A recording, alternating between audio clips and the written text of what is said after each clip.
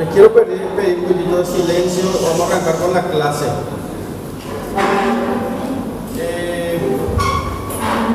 Yo creo que aquí empiezan ya las cuestiones un poquito más técnicas, por llamarlo así de alguna manera. Entonces, les pido que presten singular importancia al certificado de depósito que vamos a tratar hoy, depósito de mercaderías y guarda, tema de examen. Tema de examen guarda, almacenes generales de depósito. ¿Sí?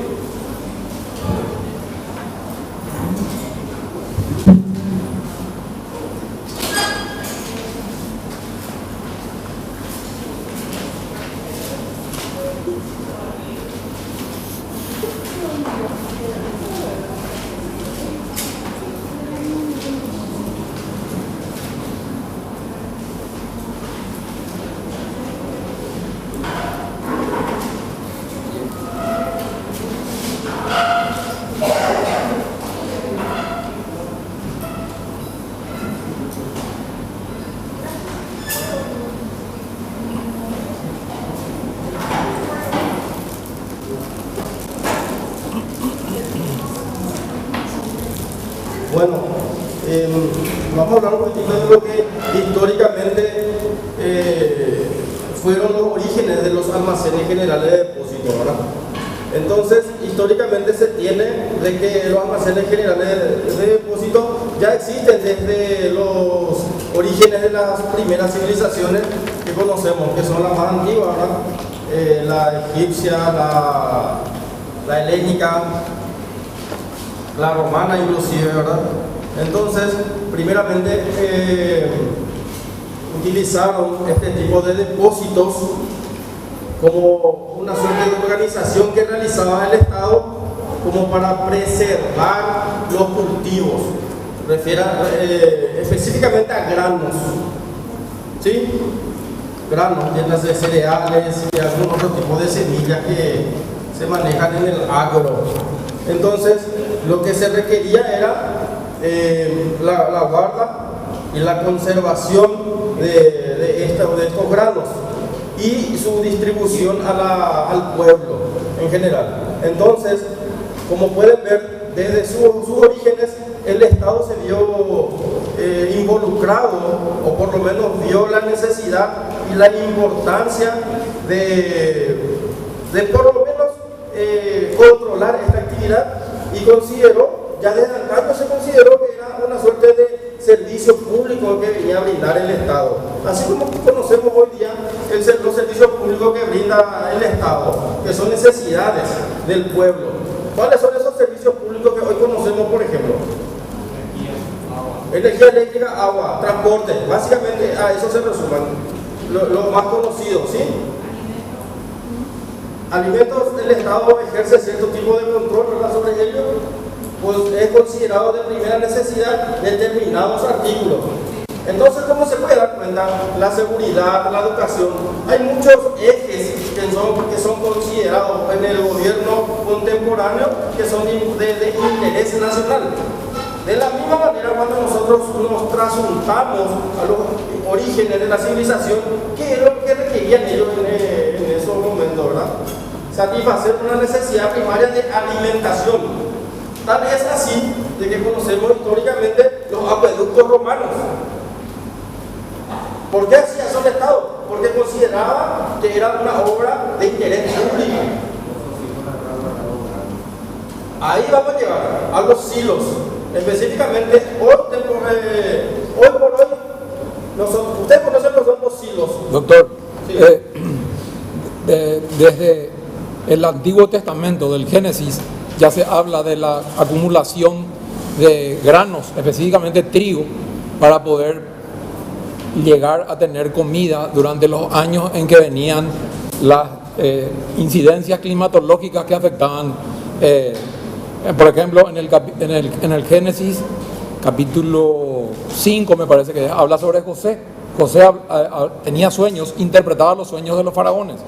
Entonces, ahí decía que iba a haber 7 años de malas cosechas y 7 años de buenas cosechas. Primero buenas cosechas, después malas cosechas.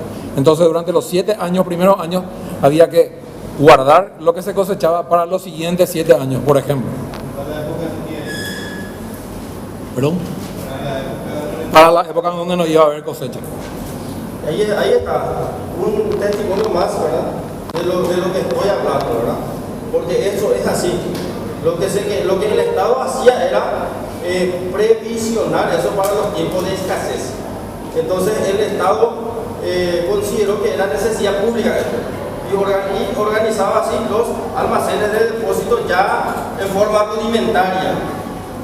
Fue evolucionando eso hasta que tenemos un antecedente remoto, no tan remoto ya realmente, en el año 1700 y piquito, en donde los orígenes de estas instituciones tenemos en Inglaterra. Pero la característica que tenía Inglaterra era que prácticamente no tenía la intervención del Estado. Era una suerte de híbrido. No como sus orígenes, como le estaba diciendo, donde sí había una intervención directa del Estado para controlar este tipo de necesidades. En Inglaterra surge más bien con fines aduaneros, para control, verificación y para propender al comercio y a la compra y venta y negociaciones de esos granos. Posteriormente, con el paso del tiempo, viene Inglaterra y va evolucionando esto, deja al libre mercado y surgen así las primeras compañías aseguradoras que conocemos hoy día, ¿sí? Que básicamente lo que son las compañías aseguradoras, ¿qué es lo que hacen? Comparten el riesgo con la persona con quien negocia. En esa relación contractual, entonces, si se produce algún hecho futuro, incierto, catastrófico, siniestro, lo que fuere, el riesgo, entiéndase, las pérdidas van a ser soportadas en partes iguales, ¿sí? Sí. Y se fue evolucionando y hoy por hoy conocemos varios tipos de indemnizaciones. Conocemos indemnizaciones hasta cierto monto, ahora hasta seguro tipo, pólizas tipo VIP se tiene, ¿verdad? Obviamente eso viene de la mano con la tarifa que uno va a estar abonando. Eso es en cuanto al seguro. Bien, ¿sí? Los antecedentes que nosotros en Paraguay tenemos es básicamente, como ustedes sabrán, nosotros tuvimos en Paraguay una época de oscurantismo, ¿sí? En donde básicamente posguerra grande, entiéndase la guerra de la Triple Alianza. Perdón. Borren eso su chip. Me equivoqué. No, realmente el periodo de oscurantismo viene con el cierre de las escuelas con el doctor Francia. El doctor Francia, ¿qué es lo que hizo básicamente? Estamos haciendo un poco de historia para llegar a donde tenemos que llegar, que es lo que nos pide el programa. ¿Cómo? Cerró las fronteras, impidió la exportación. Proteccionismo, ¿verdad? En realidad, yo puedo disentir con el doctor Francia. Si estuviera hoy vivo, le diría mi opinión, ¿verdad? Así como ustedes son hombres libres y pueden dar su opinión, ¿verdad? Sí, claro. Por supuesto que cada persona tiene su pro y su contra en su gobierno, ¿verdad? Pero la educación es fundamental. Pero el doctor Francia hizo que la mayor parte de la población paraguaya sea instruida. No fue el doctor Francia el que propició eso. Él lo que propició fue el cierre de las fronteras, tanto para que salgan productos como para que entren productos. De ahí vienen las estancias de la patria, que hasta ahora hay una que está en el Chaco que se llama Estancia La Patria. Lo que pasa con él es que creó una identidad al pueblo paraguayo. El pueblo paraguayo hasta esa época se le llamaba al Paraguay provincia gigante de las Indias, y al utilizarse el término provincia se relacionaba con Argentina, como si fuera una provincia de Argentina, el Paraguay. Entonces él hizo que se cambie y se empiece a utilizar República del Paraguay. En 1814 ocurrió eso. Sí, agregando más corrigiendo un poquito. El doctor Francia lo que hizo fue impulsar las escuelas primarias. Él en realidad reforzó esa parte. Lo que él hizo fue cerrar los colegios religiosos y expulsar a los religiosos. Sí. Al expulsar a los religiosos españoles en sus colegios, limitó la educación a simplemente la primaria, la educación básica, leer, escribir, calcular. Hasta eso llegaba la educación, pero era obligatoria para todos los niños de la época. Así mismo. Lo que él hizo fue cerrar los seminarios, los colegios, como el Colegio San Carlos, y los conventos. Entonces la educación se limitaba a la educación escolar básica nacionalizada. O sea, todo era a un nivel más nacional, siendo totalmente independiente de la educación española, porque él puso a todos los maestros españoles. Bien, entonces, ¿qué es lo que hizo básicamente? Ustedes saben de que prohibió la importación de materiales didácticos. Entonces limitó la educación. Y la educación se limitaba a la primaria. Sí, así mismo. El pueblo no iba a la escuela primaria porque debían trabajar en las chacras y debían saber contar y salir a contar hasta 10 como máximo. Entonces la gente, ¿qué es lo que tienen que hacer los chicos de esa época? O trabajar o estudiar. Entonces, al no poder estudiar, porque el estudio en ese momento, en esa época, no era nada para ellos, y saber contar y escribir no era tampoco nada para ellos, entonces ellos se tenían que ver en la necesidad de trabajar. No se impulsó la educación como si se hizo en los países circundantes, colindantes con nosotros, como si ocurrió. Eso pasó y tuvo sus incidencias graves en la educación, porque aparte de eso, agarró y a personas ilustradas los persiguió. Sí. Hizo que vayan fuera del país, los persiguió a todos. Y a muchos los mató. A los próceres que tuvieron, próceres de la patria, que deberían tener a mi criterio otro tratamiento mejor, en honor a lo que han hecho por el país. No lo hicieron, terminaron en el yugo de la muerte. Entonces hubo muchas cosas que, si bien es cierto, me van a decir muchos de que entregó, es decir, todo el salario que percibió durante de 1814 hasta su muerte. Sí, perfecto, pero es que en ese momento la riqueza no era acumular bienes materiales como hoy sí concebimos, donde tenemos que ahorrar nuestro dinero. Era otra época. Yo no soy antifrancista, no soy antilopista, no soy anti muchos otros seres, pero sí otros gobernantes, pero sí considero que cada uno dio su aporte de lo que tuvo que hacer, y solamente le estoy haciendo una crítica a lo que hizo mal, a mi criterio. Sí, claro. Nada más que eso.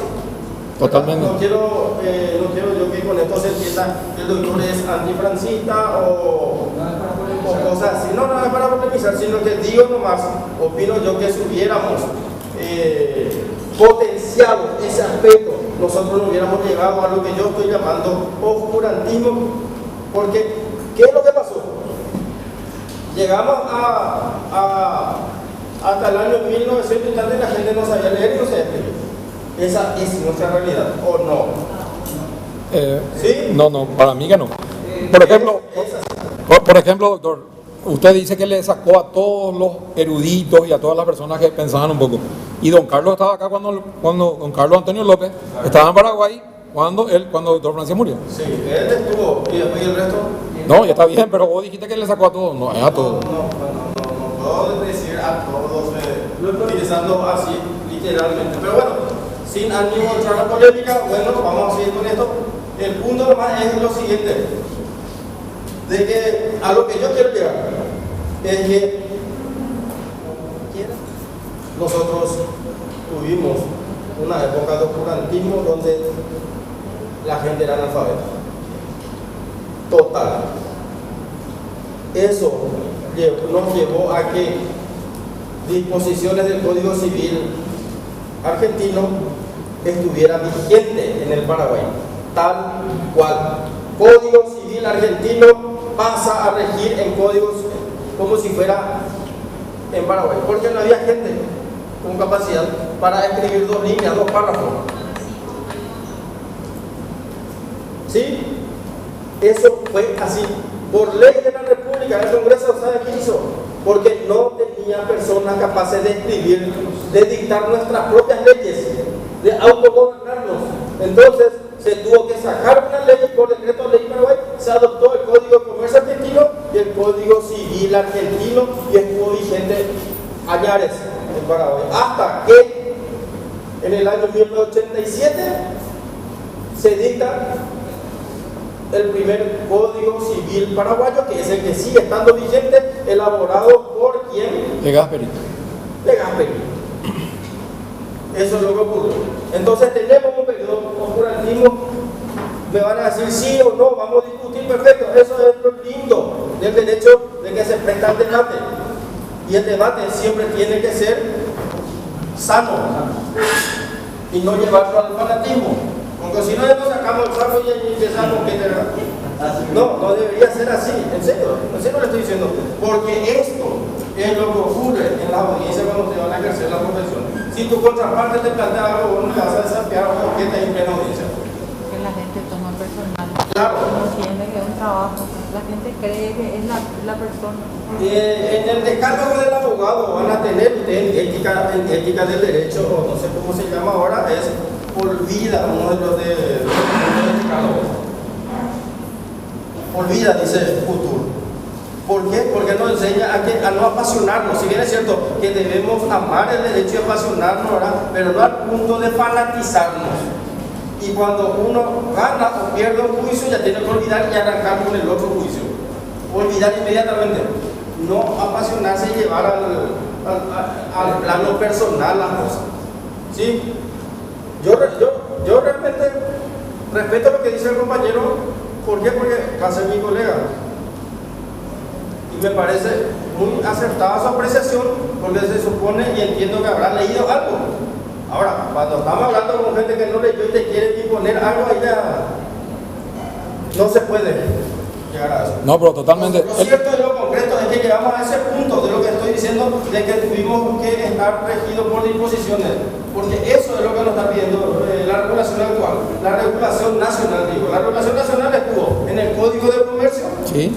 estuvo vigente ahí, para bien o para mal, se usó en forma esporádica, bien o mal, pero bueno, estuvo vigente. Posteriormente, en el año 70, el Paraguay dicta la ley número 215 de almacenes generales de depósito, que es la ley que vamos a tratar hoy, que es lo que nos interesa, a eso no quieren llegar. Sí, doctor. La regulación 215 del año 70 de almacenes generales de depósito, una ley, como pueden darse cuenta, que tiene más de 50 años. ¿Sí? Sí, doctor.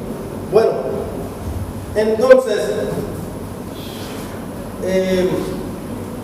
acá vamos a hablar de 2 puntos muy importantes, que es el certificado de depósito y el guarda. Bueno, estos almacenes generales de depósito deben constituirse como sociedades anónimas. ¿Sí?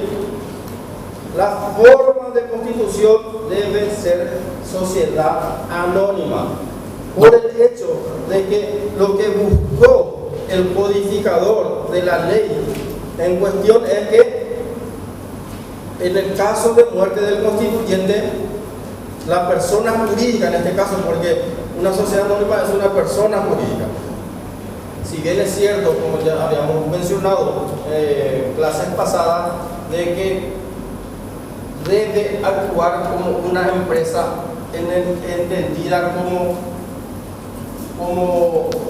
un conjunto de organización que debe responder la persona jurídica. La persona jurídica tiene que tener una organización en su seno. Necesariamente. Necesariamente tiene que tener para que haya control de las cosas. Entonces, ¿qué es lo que hace? Recibe granos o mercaderías en depósito. ¿Sí? Recibe granos o mercaderías en depósito. Y en ese momento es que la empresa, o por lo menos los administradores de la empresa, otorgan al depositante, otorgan un certificado de depósito de las mercaderías o de los granos. Entonces, esta actividad realizada por los almacenes generales de depósito, a la luz de lo que establece el artículo 71 de la ley del comerciante, es un acto de comercio. Eso deben saber, es un acto de comercio porque primeramente por disposición legal y en segundo lugar, si consideramos los hechos, cómo actúa en carácter profesional, en forma habitual, y es oneroso. Claro. Es oneroso ese acto. Entonces, la naturaleza jurídica de lo que estamos hablando es que es un contrato de depósito lo que vincula tanto al depositante de las mercaderías como a la empresa. ¿Sí? En este caso, cuando estoy diciendo empresa, debemos entender que me estoy refiriendo a los almacenes generales de depósito, que en este caso es una persona jurídica. Vuelvo a hacer las aclaraciones respectivas para evitar que la gente considera que empresa es persona jurídica, pero no es así muchas veces, porque si estamos hablando de una empresa que muchas veces es creado, en el caso de la EIRL, no es una persona jurídica, es una empresa desde el punto de vista organizacional, pero desde el punto de vista de su creación no tiene personalidad jurídica. En consecuencia, esa empresa es una empresa desde el punto de vista, y reitero, de su organización interna, pero en su creación no lo es. Pero en este caso, al ser una sociedad anónima, sí es una persona jurídica. Necesariamente. Hagan esa diferenciación. Ese razonamiento es lo que a ustedes les debe acompañar en cada acto de su vida. Siempre. Entonces, dicho esto, tenemos que los almacenes generales de depósito son empresas o son personas jurídicas. Son personas jurídicas, se constituyen como sociedad anónima. El tipo societario es sociedad anónima. ¿Sí? Sí o sí. ¿Cómo? Sí o sí. Sí. No, por ley. Así. No vas a poder constituir un almacén general de depósito por imposibilidad jurídica. Imposibilidad jurídica material, no te van a permitir. En la sección personas jurídicas y asociaciones se te va a rechazar o se te va a dar el dictamen favorable como para que se produzca el nacimiento de la persona jurídica. ¿Lo van a hacer? ¿Sí? Correcto. Bueno, lo que hace el Estado en este caso es interviene el Estado en su constitución, en su formación y en su regulación. Si ustedes pueden mirar y darse cuenta de lo que les estoy diciendo, es que el Estado viene a regular, ¿sí o no? Mediante la ley de almacenes generales de depósito. ¿Qué es lo que hace entonces el Estado? El Estado considera de singular importancia la actividad que va a realizar esa sociedad en particular. Porque puede haber muchos tipos de sociedades anónimas, ¿sí o no? Sí. Pero hay determinadas personas jurídicas que considera el Estado de singular importancia en la actividad que realiza. Otro ejemplo que les puedo dar de eso, de lo que acabo de decirles, son los bancos. Los bancos tienen una singular importancia para el Estado. ¿Por qué? Porque se depositan los depósitos de las personas. Porque se realizan los depósitos del público, Claro. del pueblo en general. Uno. Dos, intermedian en el crédito. El crédito es fundamental para el desarrollo nacional, le dije, ¿sí o no? Ustedes ya tomaron conocimiento de la importancia del crédito, de todo lo que venimos hablando. Y una vez más se van a dar cuenta de que de la misma manera el Estado protege y siempre va a proteger el crédito. Tal es así de que no existe solamente una sola regulación respecto a la protección del crédito, porque tenemos también la ley de quiebras. En las universidades tenemos una materia misma que se llama quiebra. Sí. Porque la quiebra de una persona física o jurídica se produce por haberse roto uno de los eslabones de lo que conforma en su conjunto el crédito. ¿Cómo? El crédito. El crédito.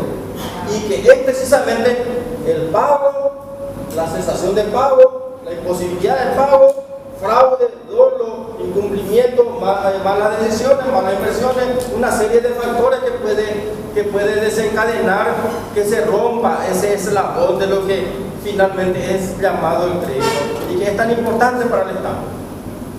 Entonces, lo que estamos hablando de lo que es derecho comercial es el crédito, que es muy importante.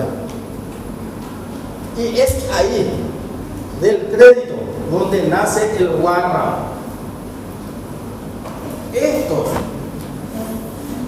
pueden entenderse que son como si fueran hermanos gemelos o siameses inclusive, o mellizos le pueden llamar también, porque nacen en forma concomitante ambos al momento de producirse el depósito de las mercaderías o los granos. ¿Sí? Entonces, estos almacenes generales de depósito tienen la obligación de recibir la cosa, conservar, custodiar y administrarla, y obtener un crédito por orden y cuenta del depositante. ¿Me siguen hasta ahí? Les consulto nuevamente cuáles son las obligaciones del depositario en este caso. Recibir, guardar, proteger y administrar. Conservar también la cosa y realizar todo acto de conservación para evitar la destrucción de la cosa que se entrega en depósito. Restituir la cosa llegado el tiempo. Debe restituir al depositante. ¿Sí? ¿Me siguen hasta ahí? Sí, doctor. Bien. Entonces, habíamos dicho de que este contrato de depósito que se produce entre el depositante y depositario,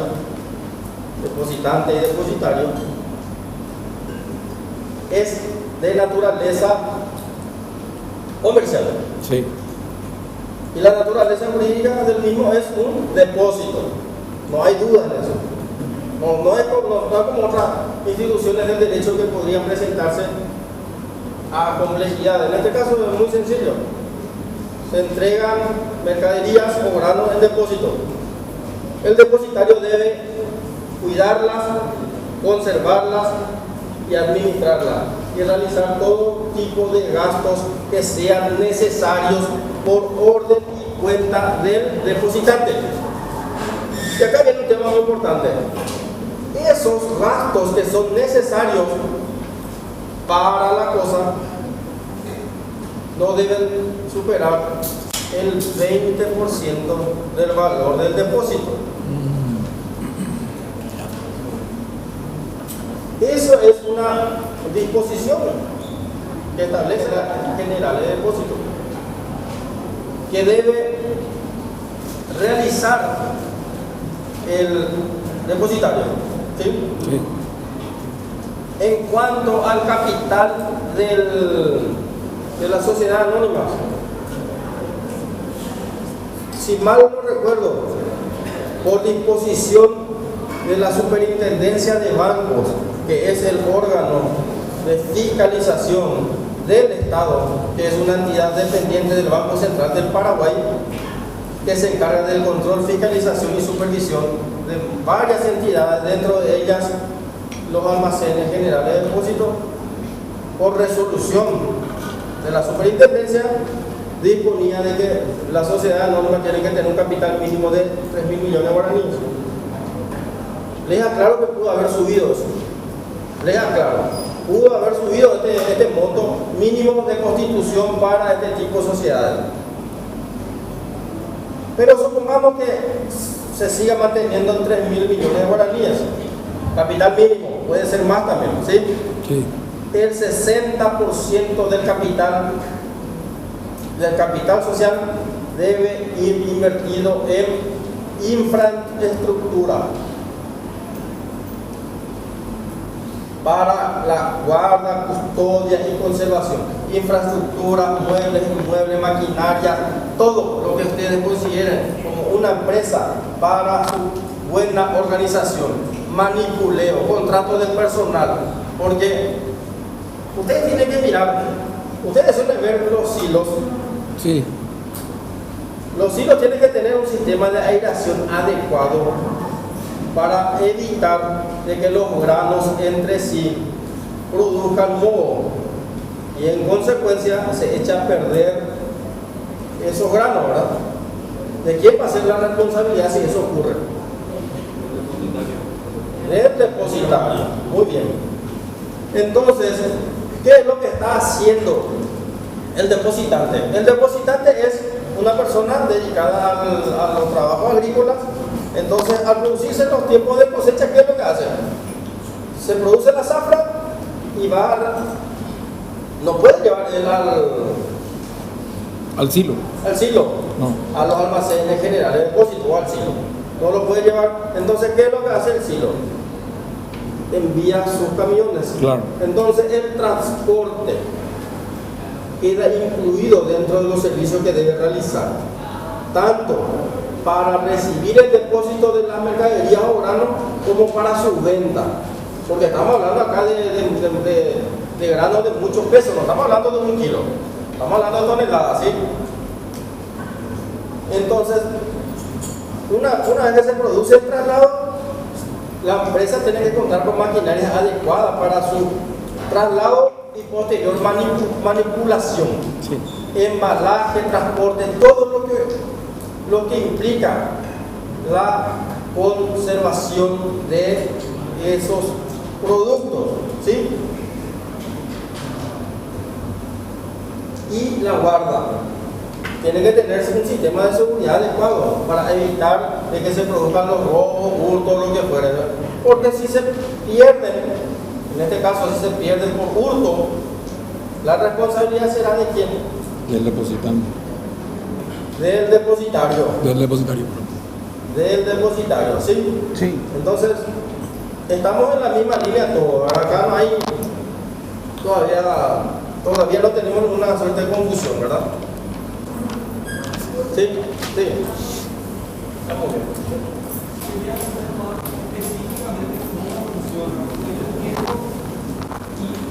Limitadamente entiendo, porque si bien es un negocio, yo trabajo en un banco y si bien es un negocio que está entre los productos que ofrecemos, no es un negocio muy habitual, digamos, sino que las empresas de grano de repente vienen y traen como garantía al barco. Yo entiendo que así es el procedimiento. Uno se va al silo, le pide el barra, le da el barra, se va con el barra a los almacenes de depósito y el almacén de depósito te da el certificado de depósito. Pero si me podías explicar un poquito más ese concepto. Vamos a entrar en esa parte. Estamos hablando primeramente de las obligaciones de la empresa y vamos a entrar finalmente en lo que es el depósito, el certificado de depósito, el guarda, su diferencia, transmisibilidad, todo. Vamos a entrar en eso. Bien, entonces estamos hablando básicamente en donde estamos son los derechos de los almacenes generales de depósito. ¿Sí?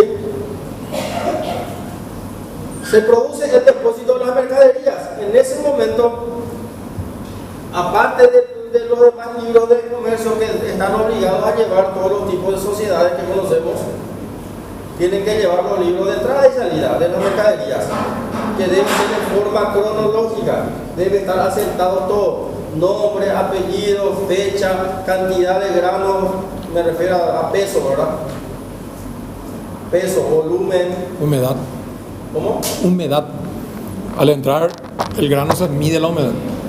Todo eso se mide y se establece ahí el valor, ¿sí? Y se le otorga el certificado de depósito. En principio, y atiendan bien este punto, en principio el certificado de depósito acredita la propiedad de las mercaderías otorgadas en depósito. Sin embargo, la diferencia, o lo que lo diferencia del warrant, es que el warrant es un documento de crédito. Esa es la diferencia. Uno acredita la propiedad de las mercaderías entregadas en depósito y el otro es un documento que acredita un crédito ignoraticio sobre las mercaderías o granos que fueron entregados en depósito y que están ahí en depósito. ¿Sí? Ahí, ¿me siguen o no me siguen ahí? ¿No?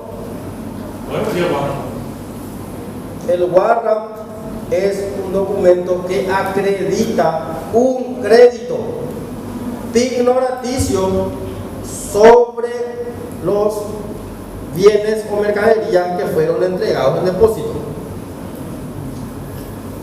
Bueno, el derecho ignoraticio o de crédito ya presupone la presencia de una tercera persona en esta relación que estamos hablando.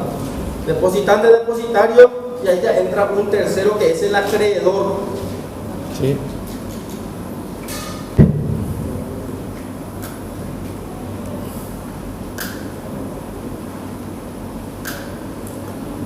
O sea que al entregar el warrant, la persona está entregando como prenda todo eso.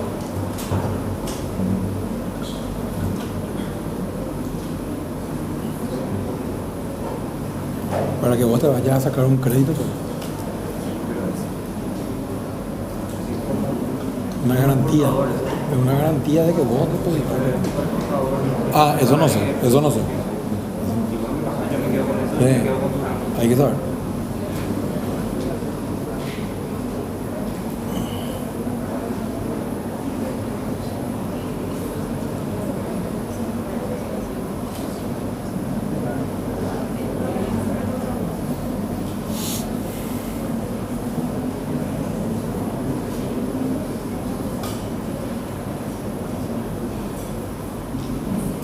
Y comparte ya, cuando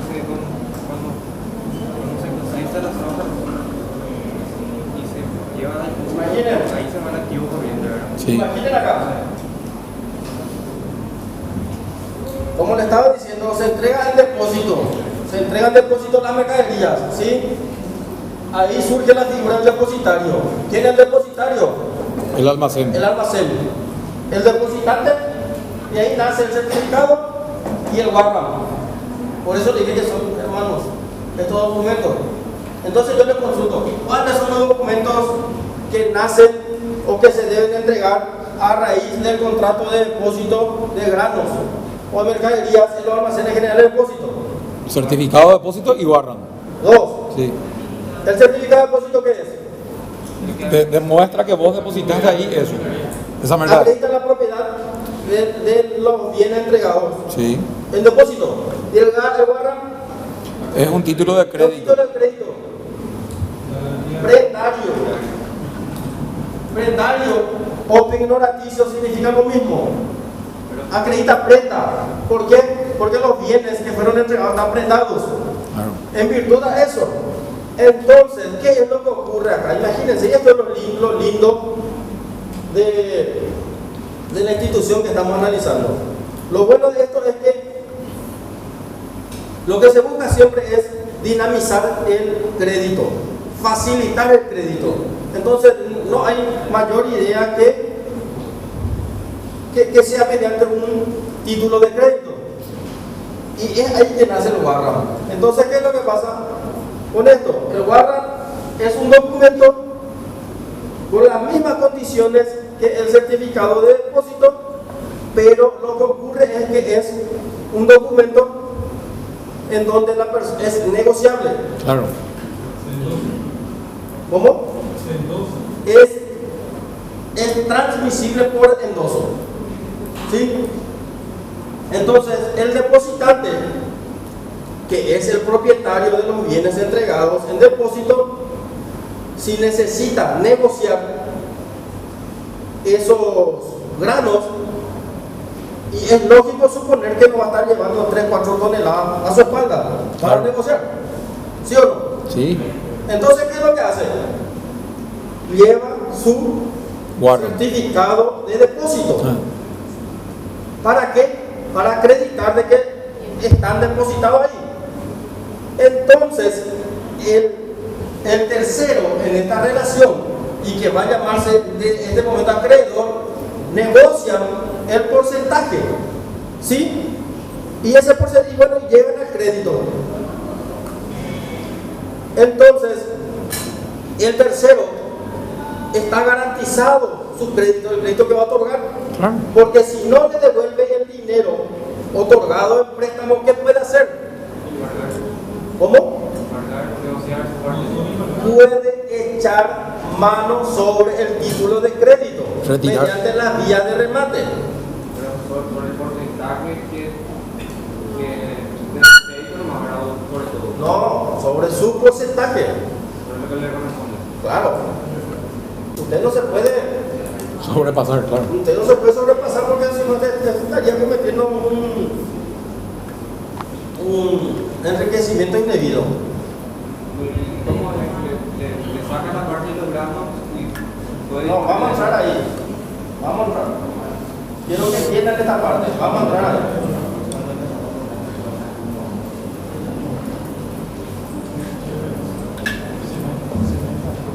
Igual es parte del activo corriente de la empresa, ¿verdad? El warrant no es activo ni es de la empresa. No es activo y no es de la empresa.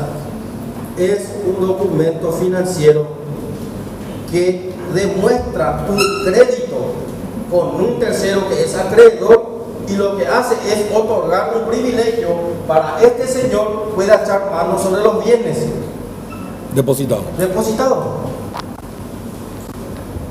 ¿Me siguen? Sí. Entonces, este título de crédito, ya tenemos una tercera persona que es acreedor.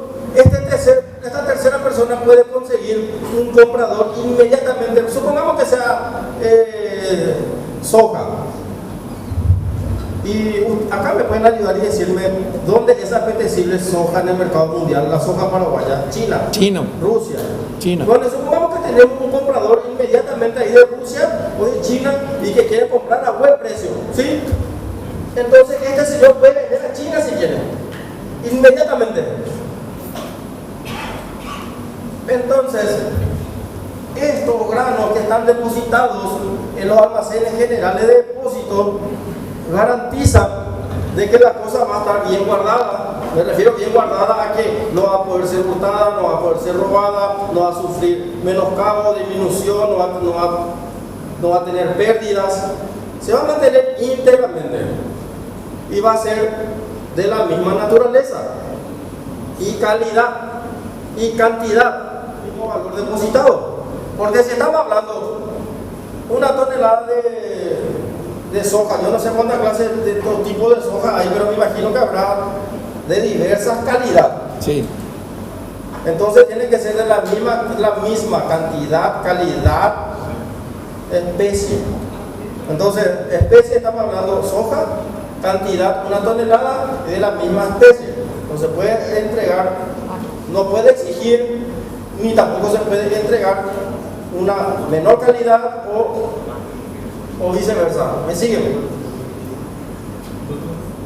Sí.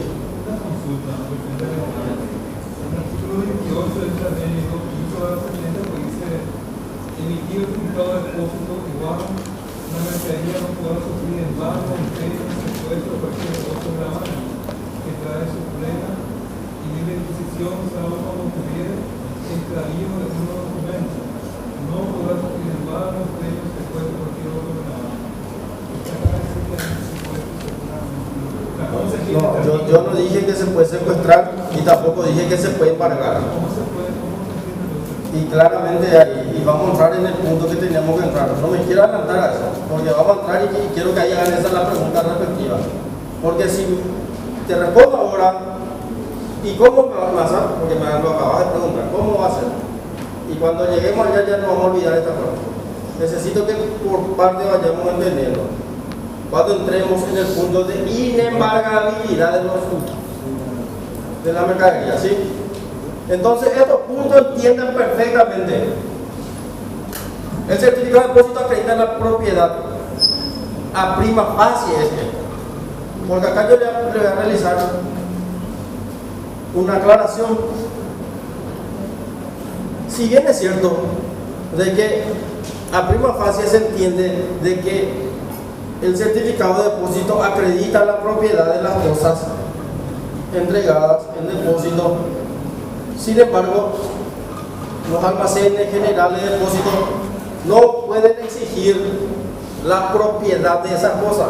Es decir, no le puede decir al depositante, demostrarme de que esos granos son tuyos. Claro, que salieron de tu De parcela. Que salieron de tu parcela o que no sé qué cosa.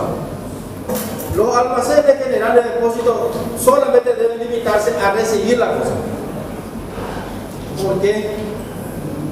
Primeramente, por disposición legal está prohibido, eso no puede. Y por el hecho de que si vamos a tomar esa idea de que eventualmente, esa idea contra ley, ¿verdad? De que tiene que demostrar el depositante la propiedad lícita de las cosas, eso no es lo importante porque se va a perder esa mercadería, esos granos. En 1, 2, 3 días se puede perder.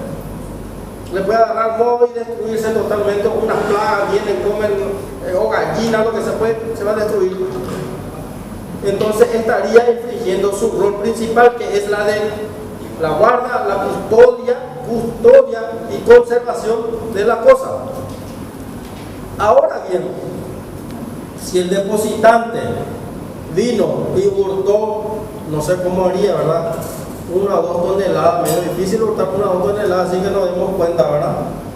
Perfecto, pero eso ya sería un problema entre el depositante y aquella otra persona que dice ser propietaria de la cosa, que es otro problema que se va a ventilar aparte. Lo que se tiene que preservar son las mercaderías, se tiene que preservar, porque si eso muere, ya no hay por qué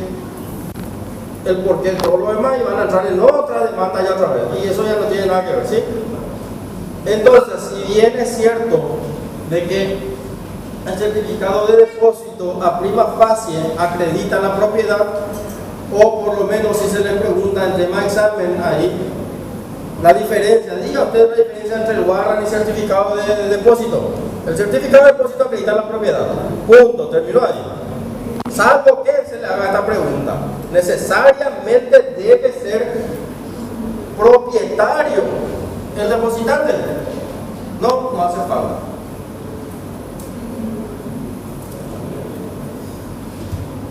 Los almacenes generales de depósito tienen la obligación de restituir la cosa, vencido el plazo, ¿sí? Sí. Tienen que restituir. No puede negarse a no restituir la cosa, no devolverlo, ¿sí? Salvo que el depositante esté en mora, es decir, le esté adeudando la prima, El pago. la tarifa convenida en ese contrato. En esa circunstancia, entonces tiene el derecho de retención, tiene un derecho lícito de retención, puede negarse a devolverle. Entonces, habíamos dicho que el derecho de retención no debe pasar el 20%. ¿Sí? Sí. Perfecto. Correcto. Bien.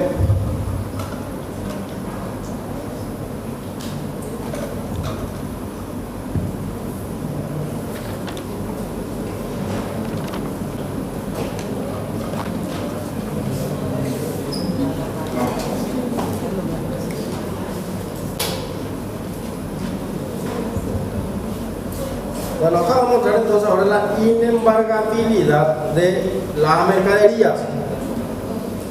Y acá es muy sencillo esto, aparentemente, ¿verdad? Lo único embargable son los títulos. Y el único título embargable es el Warrant. El Warrant. Es decir, sí, porque yo ya vi que se emitieron órdenes de mandamiento de embargo sobre granos. Eso está prohibido. No puede ser eso. Es que del juzgado salió esa orden. Sí.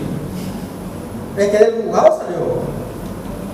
Y eso está prohibido. No se puede embargar. Es inembargable los granos de la mercadería. Lo que se puede embargar es el título. Se debe embargar el título. ¿Sí? Correcto. Ahí está la aclaración del compañero Oscar. ¿Entendiste? ¿Sí? Entonces, sobre el warrant, sobre el título de crédito es donde se practica el embargo. ¿Sí? Ese título va a estar embargado y eventualmente esos títulos se tienen que entregar al juzgado. Entonces, cuando se va a producir la primera negociación, y como yo le había dicho, los almacenes generales de depósito tienen la obligación de procurar créditos por orden y cuenta de su depositante, y si se produce eso, va a emitir el warrant. ¿Sí? Una de las ventajas de este tipo de cosas es que, básicamente, como ustedes ya saben, es que se garantiza, o por lo menos lo que se busca es proteger que las mercaderías no se deterioren, no perezcan, se mantengan ahí intactos y posteriormente se pueda negociar. Al producirse la venta, porque se puede vender eso, imagínense ustedes, se produce una desintermediación financiera, que fue lo que yo hablé en la clase pasada y que yo escribí un artículo sobre ello, y que la semana que viene van a estar hablando ustedes de eso, se va a tratar. Y básicamente es que la intermediación financiera se produce mediante los bancos. Es decir, la intermediación financiera es cuando nosotros vamos a los bancos a solicitar un crédito. Así de simple es. Entonces nosotros nos vamos a los bancos y quiero un crédito y nos piden una serie de documentos y nosotros lo hacemos, llenamos el formulario y nos dicen la tasa de interés es esta. Acá tenés de 16%, 20%, 30% y va subiendo. Sin embargo, en el escenario en que nos encontramos, la tasa es fija y la tendencia es que vaya bajando. ¿Sí? ¿Se dan cuenta cómo es muy conveniente para todos los actores de este relacionamiento económico que estamos hablando? Porque si bien es cierto que el acreedor va a percibir una tasa baja, ahí está el compañero que me está contando cómo el warrant que va al banco, qué sé yo. Tiene la seguridad de que va a cobrar. Va a cobrar una tasa menor, lo va a cobrar. Pero va a cobrar. Porque este tiene un privilegio. Sí, claro. ¿Sabe lo que es el privilegio o preferencia? El primero En el cobro. El primero en cobrar. Es un orden de prelación que se hace sobre los créditos. Los créditos privilegiados. ¿Alguien me puede dar la lista, el orden de prelación de los créditos? El orden de prelación. No me diga así. Orden de prelación. ¿Alguien me puede dar el orden de prelación? No recuerdo. Alguien puede levantar la mano y decirme esto yo considero. No importa si nos equivocamos, no pasa nada. ¿Vos? Decime. No sabes. Es importante que esto sepamos al dedillo. Porque cuando ustedes salgan de acá, van a tener como si fuera pan caliente de juicio ejecutivo. En el juicio ejecutivo generalmente se realiza sobre créditos quirografarios. Pero ¿qué pasa si se le presenta sobre créditos prendarios o hipotecarios o créditos de trabajadores o lo que fuera? Ahí entramos y ahí es donde nosotros tenemos la necesidad de saber el orden de relación. Número 1, los créditos del Estado. El Estado. El primero que debe cobrar su crédito del Estado. ¿Cuáles son los créditos que eventualmente puede percibir el Estado? ¿Alguien me puede decir cuáles son los créditos que el Estado puede percibir? Impuestos, tasas, contribuciones, multas. ¿Sí? Entonces se presenta un representante del Estado en el juicio respectivo y presenta su crédito, entonces va el número 1, porque se va a hacer una lista, una orden de relación. El número 2, las prestaciones alimentarias.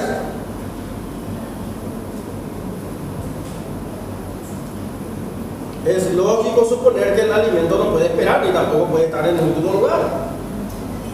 ¿Y por qué entonces no está en el primer lugar? Es la pregunta ahora. Debería estar en primer lugar, pero no lo está. ¿Por qué? Está por encima del Estado particular y el Estado no tiene que proveer de alimentos. Utópicamente así. Claro, Utópicamente así que el Estado lo va a proveer, pero el Estado no sé a quién le va a dar de comer. Sí. Bueno, esa es la teoría perfectamente que nos enseña acá el compañero. Funciona de esa manera. Segundo, están los alimentos. En tercer lugar están los créditos laborales. Después están los créditos con garantía. Los créditos con garantía, entiéndanse, prendarios o hipotecarios. Y luego están los demás, que ya son los créditos sin garantía, los quirografarios, ¿sí? Eso tenemos que saber perfectamente. ¿Por qué debemos saber? Porque si ustedes fungen las veces de asesor de una empresa o de un cliente suyo, deben proteger al cliente. Claro. ¿Y qué es lo que comúnmente hacen? La otra vez me vino a mí, hace poco me vino un colega, me dijo, quiero ejecutar me va a ayudar, me dice, un recibo de dinero, ¿vieron a ejecutarle? Un recibo quería que Un recibo, imagínense, un colega. Eso ocurre porque ese es el mal que nos aqueja por la proliferación de universidades que enseñan, ¿cómo? No sé decir de garage, pero por lo menos irresponsablemente, ¿verdad? Porque esto es una responsabilidad social. Yo no estoy acá parado porque, no sé, porque me gusta estar acá tipo Luis Miguel, sino que es una responsabilidad porque estar acá no es fácil estar acá. Uno tiene que tener la responsabilidad adecuada de tener la preparación para venir a estar hablando acá de un tema en particular. Totalmente. Y no venir a entregar acá las notas porque ella me cae bien y porque este me cae bien, este señor. Y a este no la mando y le voy a poner uno. No es así. No debe ser así. No, pero lo que bueno más es que ocurre. Y si eventualmente a ustedes me dicen que fueron mis alumnos, le voy a negar 3 veces Como Judas. Que le negó a Jesucristo. ¿Y Judas? Pedro. Pedro. Me voy a negar, no fue mi alumno, me vuelvo. No, pero ocurre que realmente yo tengo la satisfacción de que tengo alumnos acá que me encuentro de repente ya colegas míos y me toman la audiencia y eso, ¿verdad? Entonces tengo la satisfacción de que yo le estoy ahí evaluando cómo le va, ¿verdad? En la vida profesional, ¿verdad? Entonces, contento de poder haber dado mi granito de arena. Eso, en fin. No, yendo. Cada vez que pueda yo siempre voy a ir tirándole. Si bien es cierto, esto capaz que no sea tema de nuestra materia, pero le va a servir. Totalmente. Bien, entonces vamos a seguir pasando. La limitación contractual de las obligaciones, eso es nulo, no se puede limitar bajo ningún sentido, ni en ninguna rama del derecho. Se puede convenir la limitación contractual. ¿Sí? Por el principio de No. libertad. Independientemente del principio de libertad, porque si vamos a regirnos por el principio de libertad contractual sí podría, pero en este caso no puede limitar hasta y no me hago cargo de esto. Tiene que ser, no se puede, es ilegal eso, por una disposición de orden legal. Y no solamente ocurre que en el derecho comercial hay mucho de eso, en donde las partes quieren limitar sus responsabilidades. ¿Limitar a cuánto? Al mínimo. Y si es por la persona directamente, desentenderse directamente. Y en los casos de daño se debe responder. Se debe responder y se tiene que demostrar y se debe cuantificar el daño y todo lo demás. Entonces es un tema del cual no podemos sustraer, es decir, no podemos sacarle la nalga a la jeringa. Bien quisiéramos, ¿verdad? Pero en materia de derecho no se puede.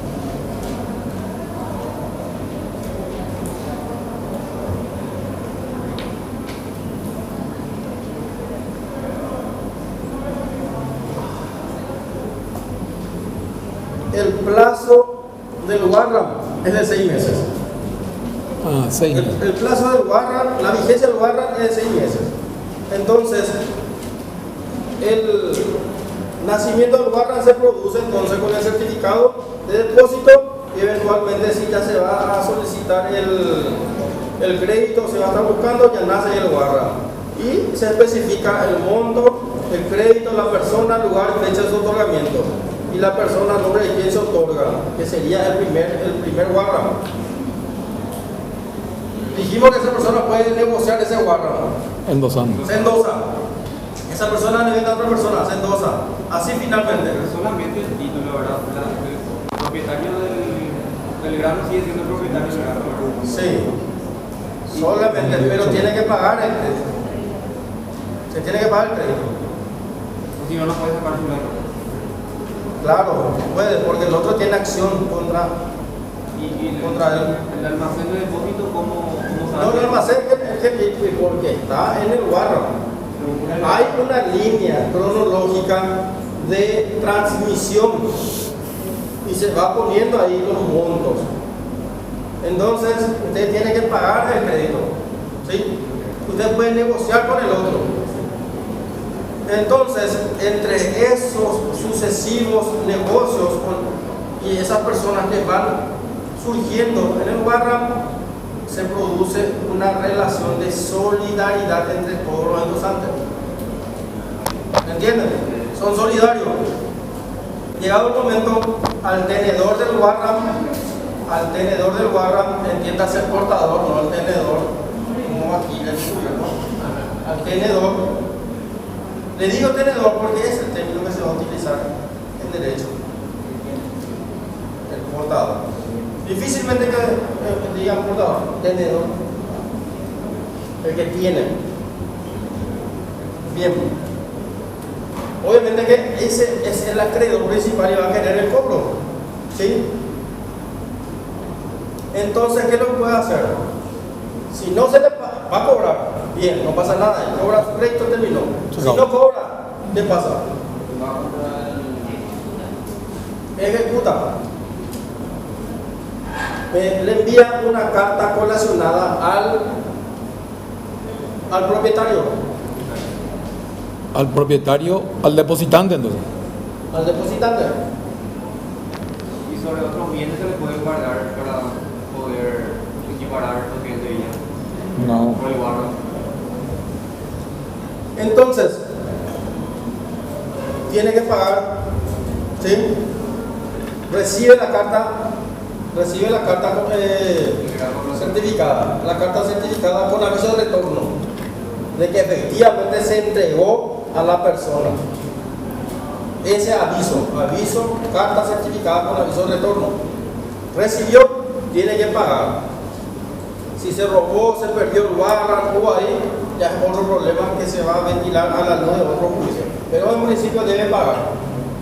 Si no lo hace, el acreedor, el tenedor del Guarram, puede recurrir ante la Superintendencia de Banco entregando la carta certificada del aviso con aviso de retorno de que informó, espera 10 días y si no ya lleva remate en las mercaderías. ¿Sí? Y ahí puede disponer de la mercadería. Lleva Se remate. Lleva remate. Él lo dispone, remate. En el remate lo que se hace es, se designa un rematador público. Dieron la clase de remates auxiliares. El rematador es un auxiliar de la justicia, puede ser un abogado o no, que está matriculado en la Corte de Suprema Justicia, o si no, ahí en el Banco Central del Paraguay, se le designa para ese acto en particular el día y hora fijado por el Banco Central del Paraguay, lleva remate y se presentan ahí todos los rematadores. Precio base, el crédito.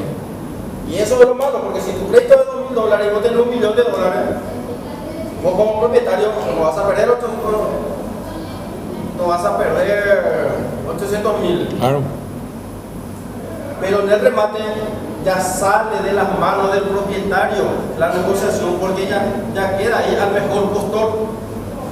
Y el mejor postor dice, hay gente que se va y dice, solamente voy a pagar $500.000 de esto porque eso es lo que tengo para invertir y $1 millón. Y si surge, de repente tiene suerte que no hay ningún postor y con 200.000 ya viene. Hay gente que se va a los remates, doctor. Hay gente que se dedica a eso. Sí, y le paga a los otros proponentes y directamente él se adjudica. Buenas tardes, doctor, ¿cómo está?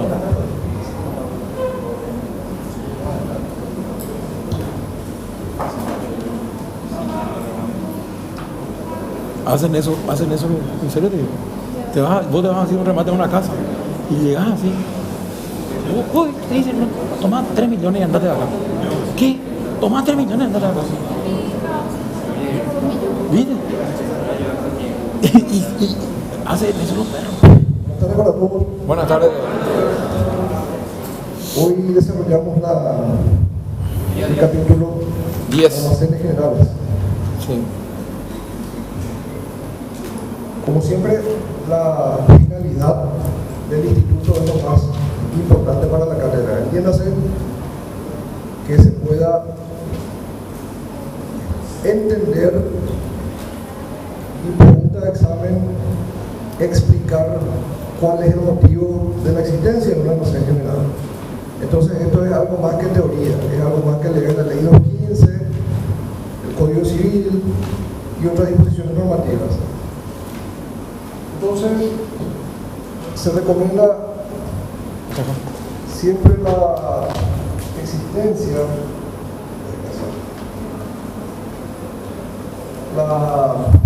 el análisis, el estudio de instrumentos. Se recuerda que los celulares están al compañero de los fotos, parece que no. Allá del fondo, no llega bien a su nivel. Avísale por favor, compañero que están en el fondo.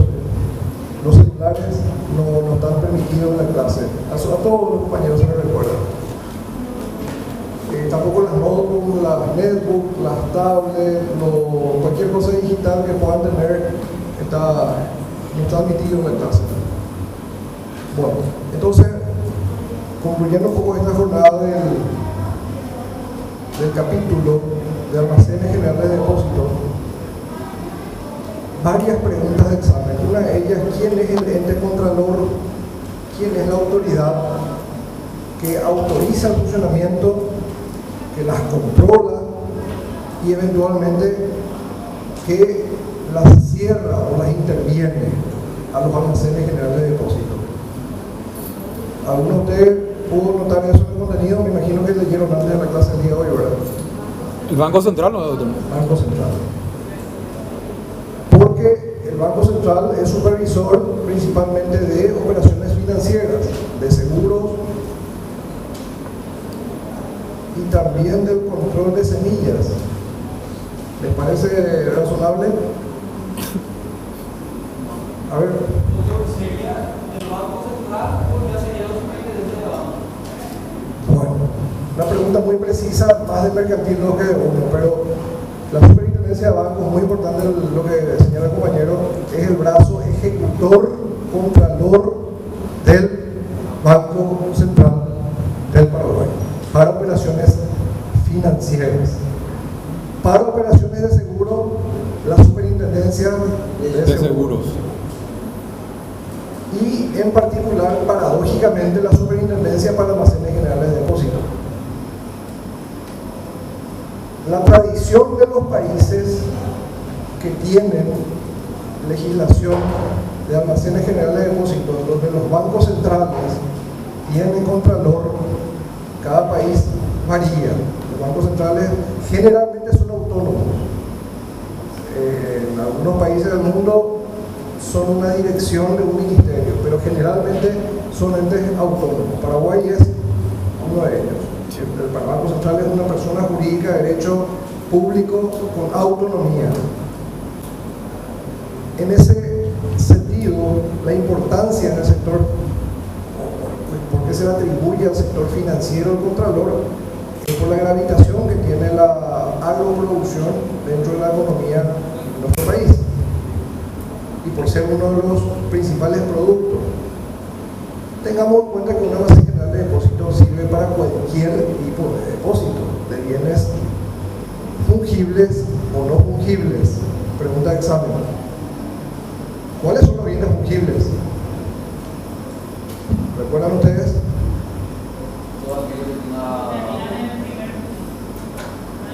Los que terminan en... Bueno, es una definición que no está mal, pero hay una que lo define, los que son sustituibles por otros de igual calidad, especie y cantidad. ¿El dinero en efectivo es fungible o no es fungible? Sí. Claro, sustituible por otro, igual especie, cantidad y calidad. Las semillas, soja, trigo, ¿son sustituibles? Sí. Perfecto. Entonces, en los almacenes generales de depósito que no reciben dinero en efectivo, sería sui generis llevar un cajón con dinero en efectivo. Puede ser también, pero no es la naturaleza del almacén general de depósito. Por ende, en teoría, los bienes fungibles, sustituibles por otros igual, especie, cantidad y calidad, son posibles de depositar en el almacén general de depósito. Así como los bienes no fungibles. Acá el compañero viaja por 6 meses y deja un Ferrari. ¿Se puede sustituir por otro Ferrari? Depende. ¿Qué serie, qué estilo, qué tipo, qué categoría? No es tan fungible. Aunque si es un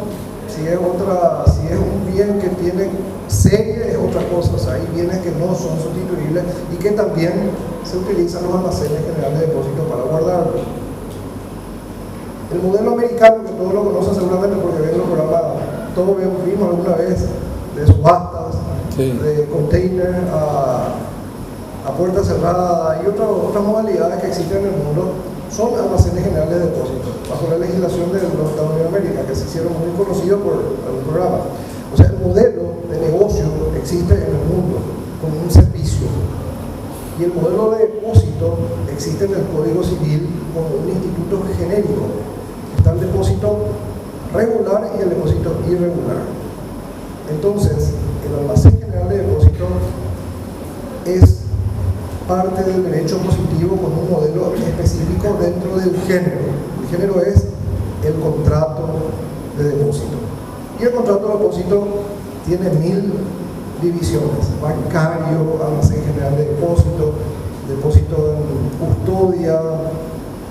Hoy día pongan en internet, ahora no, busquen en internet depósito y van a encontrar 1000 ofertas de lockers, de empresas que guardan objetos pequeños, que guardan objetos con metros cuadrados, una cantidad de modalidades. Por volumen.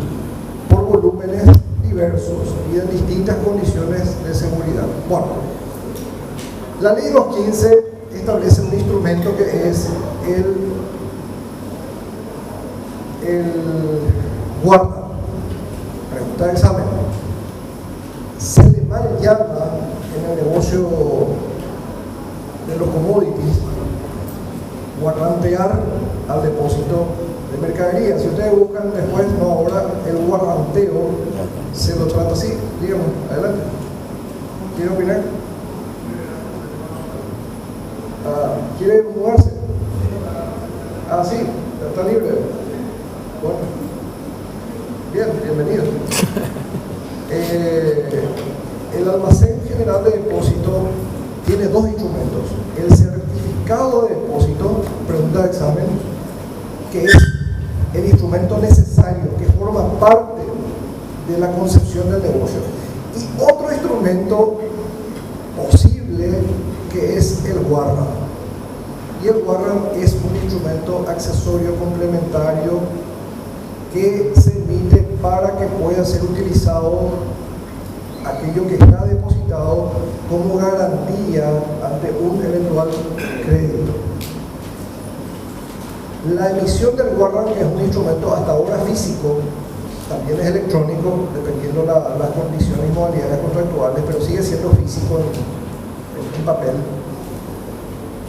Como instrumento complementario, accesorio, puede endosarse y entregarse a un acreedor que puede ejecutar el bien objeto de depósito. Pregunta y respuesta de examen. Y puede ser o no emitido. Lo que necesariamente es emitido es el certificado de depósito. Por ende, el contrato es de depósito. Pero si ustedes buscan en la literatura vulgar del comercio de semillas, van a encontrar que los productos se llaman productos guarranteados, entre comillas. Mal expresado, porque lo que se hace realmente son productos depositados en almacenes generales de depósito.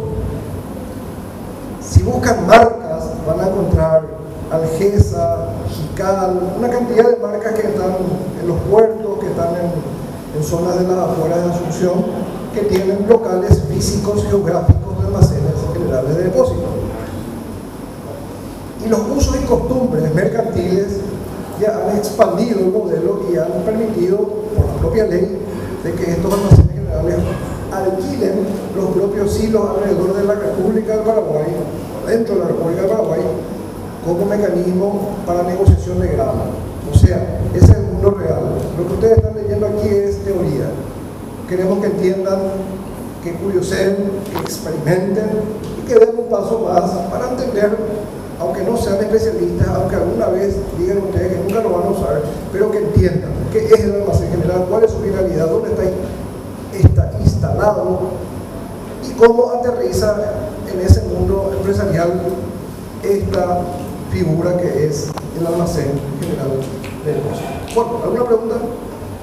Bien. Incluso yo estaba... Bien, ¿ninguna pregunta por ahí? Está todo correcto. Bueno, le dejo terminar con el profesor. Muchas gracias. Gracias.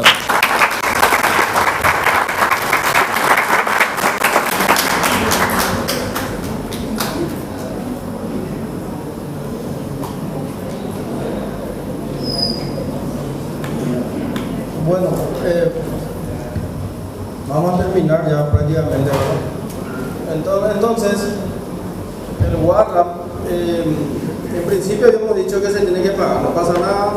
Eso sería la forma ordinaria de extinción del warrant como título de crédito mediante el pago del crédito. Terminó ahí, no hay ningún inconveniente con eso. Ahora, la forma anómala sería la falta de pago del crédito. Ante esas circunstancias se debe proceder de esta siguiente manera, que es que el warrant se debe protestar. Protestar, así se llama. Se debe protestar el warrant. Entonces, el protesto del warrant, claro, el protesto es el acto por medio del cual el acreedor va a una notaría, solicita al escribano a que realice el protesto del warrant. Entonces lo que hace el escribano es que se constituye ante el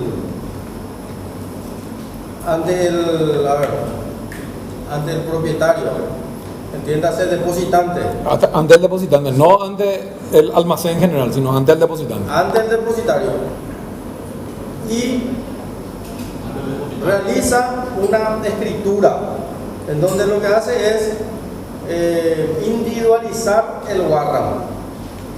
Lo individualiza tal cual, que en términos notariales es denominado cosificación. La cosificación no es más que otra cosa que instrumentar el acto. Entonces, ocurren circunstancias que son hechos de las personas que al paso del tiempo, a los minutos, ya puede desaparecer. Entonces, para que quede instrumentado en esa escritura pública, lo que hace el escribano mediante este término notarial que es cosificación del acto, que viene a decir que se constituye ante fulano de tal, le intima al pago y que no tiene para hacer. Y entonces, como bien sabemos nosotros, los escribanos son depositarios de la fe pública. En consecuencia, sus actos son reconocidos como plena prueba. Claro. Hacen plena prueba en derecho. Sin discusión. Sin discusión. No se discute. A partir de ahí no podemos decir ni si el escribano miente o si es mentira, eso es otra cosa. Pero ellos están investidos de la fe pública que les fue otorgado por la Corte Suprema de Justicia. De ahí a que sea una persona que no tenga ética y que haga una cosa que no lo debe hacer, ya no hay nada que podamos hacer. Pero en principio esto es como debe ser. Entonces el protesto es eso. Básicamente lo que había dicho es, se constituye ante el depositante, lo intima al pago y si no le realiza el pago, entonces ya queda la instrumentación respectiva. Y eso está establecido en el Código Civil, artículo 1200 y no sé cuánto. Pero bueno, lo que usted tiene que conocer que es el protesto, cómo es su operativa, cómo es su mecánica y la instrumentación del mismo. Le otorga el protesto al acreedor y con eso el acreedor puede llevar a remate. También al final de cuentas lo que se busca con esto es básicamente el pago. Y el Warrant debe ser protestado. Y habíamos dicho de que existe un vínculo solidario entre todos los endosantes del Warrant. Sí, escuché. ¿Sí? En consecuencia, también existe una suerte de, como se conoce, en derecho se conoce acción de repetición. En el caso de que aquí estén tres personas, supongamos que acá los tres compañeros fueran los endosantes de un Warrant y el pago total, si bien es cierto, debe ser la prorrata por el vínculo de la solidaridad, pero ¿no es? Lady. Entonces Lady es la más pudiente, entonces va directamente contra los bienes de Lady. Y Lady tiene acción de retorno. De repetición. De repetición o de retorno contra los demás compañeros. ¿Cómo es? Eduardo. Mauri. Contra Eduardo, contra Mauri en forma proporcional a sus créditos. ¿Sí? ¿Se entendió cómo es la acción de retorno? Perfecto. Lo que no entendí, profesor, fue cuando usted dijo que $1 millón cuesta un producto. Se va al remate y muchas veces se vende por $200,000. Yo, dueño de depositante, deposité y mi producto cuesta $1 millón. Me exige la institución correspondiente que yo pague $1 millón para retirar eso. Se va a remate y se paga $200,000. No. A usted no se le exige $1 millón.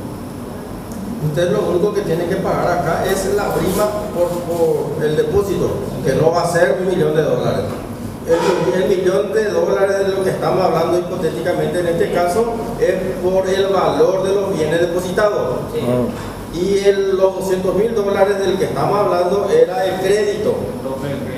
El crédito, que en ese caso fue. Porque el crédito, convengamos que puede ser también $1 millón. Claro. Y inclusive puede superar también, el crédito no puede superar, pero los gastos sí. Los gastos de conservación. ¿Qué es lo que pasa? Que se tuvo que trasladar porque vieron o no vieron ustedes últimamente el desplome de algunos hilos. Eso es conocido como casos fortuitos o de repente fuerza mayor. Viene una tormenta y echa todo lo que hay. Entonces, ¿qué es lo que tiene que hacer en ese caso la empresa? La empresa tiene que hacer cuanto sea necesario para evitar que perezca la cosa, por desobligación de la guarda, custodia y conservación de la cosa, para posterior finalmente restituirlo al depositante. Incurrir en esos gastos necesarios, bajo tormenta, bajo lluvia, bajo no sé qué, traer camiones, cisterna, que no sé qué cosa, llevar a otro, alquiler, maquinaria, todo lo que sea, esos son gastos. Entonces, sube el monto. Y todo por orden y cuenta del depositante. Eso tiene que incurrir el depositante. Debe sufragar eso. Entonces, como te das cuenta, hay una serie de cosas que pueden ocurrir. Pero lo que estamos hablando es que básicamente no es que va a pagar $1 millón. $1 millón sería su pérdida, lo que sería. Porque lo que yo dije en ese acto fue del momento que se va a remate por un crédito de $200,000, lo que está haciendo el propietario, y sería muy tonto que deje que vaya a remate, sería tonto de su parte de dejar que vaya a remate, porque lo razonable es que él pague de su bolsillo y ejerza acción de repetición contra los demás para no perder los 800 restantes, porque cuando va a remate, ¿cómo? ¿Se puede evaluar con una remate? No es que se va a evaluar. Lo que va a ocurrir es que en el remate la venta queda supeditado a la puja, a los oferentes quienes den. Y como dijo acá el compañero, y ocurre que viene, ¿qué pasa si de repente un oferente es una persona que siempre va y se dedica a eso? ¿Sí? Y le dice, no se presenten ustedes, yo me voy a presentar, y le da sea $10,000 cada uno, y vos por hacer nada estás recibiendo $10,000, porque hay gente que se van a ir solamente para molestar. Entonces hay gente más puta y pudiente y dice, no te vayas, toma tus $10,000, te transfiero, me presento yo y por $200,000 me hago con bienes equivalentes a $1 millón. $800,000 es la ganancia, el remanente. Porque yo conozco gente que es así, Sí. que se dedican a eso. ¿Cómo? Sí, la gente hace eso, y la gente que tiene capital hace eso, y se dedica solamente a eso, ese es su negocio. Entonces, acá el punto es que usted tiene que conocer, usted señor, sobre todas las cosas que me manifestó que no entendió, es no deje en manos del postor, no deje, porque ahí usted ya no puede hacer nada, y puede ocurrir esto que estamos diciendo, y con mucha suerte usted va a llegar al millón, que es la base, pero los oferentes nadie quiere llegar al millón. No. Ahí la idea de los oferentes es pagar la menor cantidad posible. La lógica es eso. Entonces usted, desde el momento que ya entra, hablando en términos futboleros, entra perdiendo 2-0 ya. No sé si alguien acá juega fútbol, pero los paraguayos pueden decir. El ejemplo que te va a dar siempre te va a meter algo de fútbol, ¿verdad? Mauri. Pero cuando lo intentan, No, es que es así, dando a entender de que usted ya entra perdiendo. Usted ya entra perdiendo porque se le va de las manos. Se le va de las manos. ¿Está bien?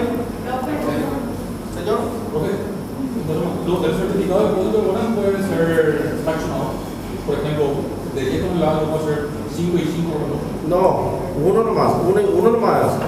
El guarda, en el hipotético caso de que el guarda en el certificado se te extravíe o se pierda, tenés que informar al almacén general de depósito y te da un duplicado.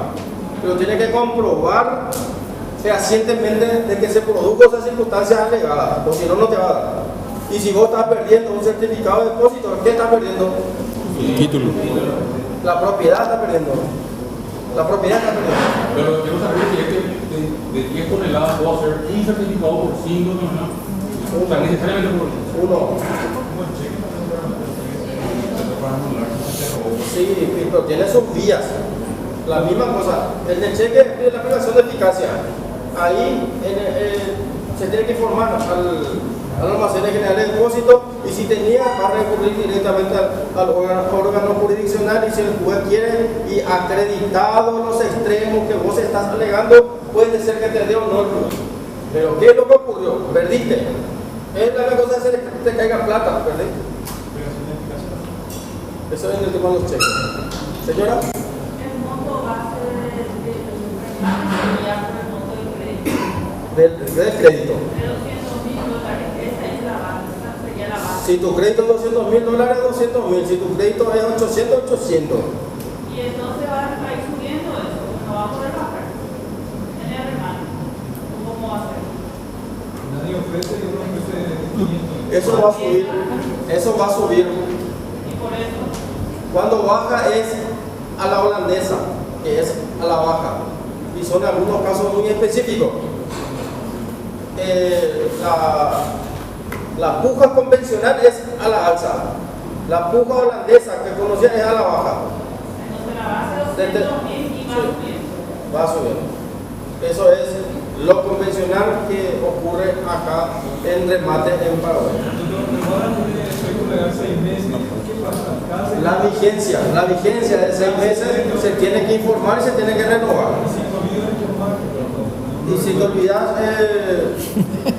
vas a tener inconveniente porque tu barra va a caducar. No, no creo que te olvides, no te vas a olvidar. No olvides de los $100.000. Olvidé $1 millón ahí tirado. ¿Cómo? El almacén, el depósito de almacén, ¿qué hace en caso que haya abandono o algo que... No, ahí vamos a mostrar lo que es abandono. Ahí vamos a mostrar el abandono. Se produce los 6 meses. A partir de ahí, a los 10 días, ya puede rematar la propia. Almacén general. El propio almacén general de depósito puede rematar y con eso se queda porque ya se considera el abandono de las mercaderías. Le tiene que notificar nuevamente, obviamente tiene que notificar nuevamente al propietario y ya lleva remate. Sí, así mismo. Lleva remate, no le paga lo que le tenga que pagar, ya remate no vaya directamente. Protesto, a 10 días no paga, remate. Abandono, 2 días, remate. Todo se lleva remate para percibir el cobro del crédito que tiene una u otra persona, ya sea acreedor del barra o sea el almacén general de depósito que quiere percibir los honorarios que le corresponden en carácter de depositario. Correcto. Perfecto. Ya está. Bueno, gente, nos vemos la otra semana. Que pasen bien.